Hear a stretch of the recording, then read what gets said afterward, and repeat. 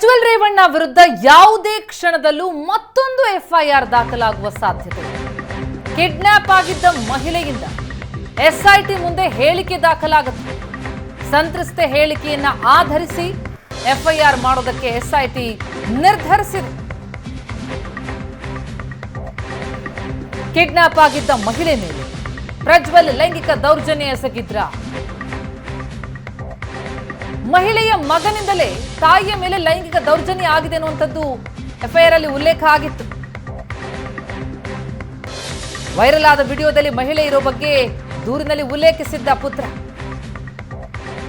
ತಾಯಿ ಕಿಡ್ನಾಪ್ ಆಗಿದೆ ಅನ್ನುವಂತಹ ದೂರನ್ನ ಕೊಡುವಂತಹ ಸಂದರ್ಭದಲ್ಲಿ ಸಂತ್ರಸ್ತೆಯ ಪುತ್ರ ತಾಯಿಯ ಮೇಲೆ ಲೈಂಗಿಕ ದೌರ್ಜನ್ಯ ಆಗಿದೆ ಅನ್ನೋದನ್ನ ಉಲ್ಲೇಖಿಸಿದ್ರು.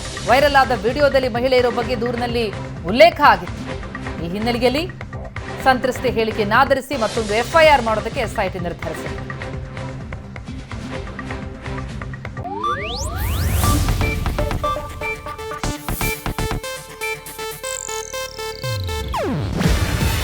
ಇದು ಏಷ್ಯಾನೆಟ್ ನ್ಯೂಸ್ ನೆಟ್ವರ್ಕ್ ಪ್ರಸ್ತುತಿ.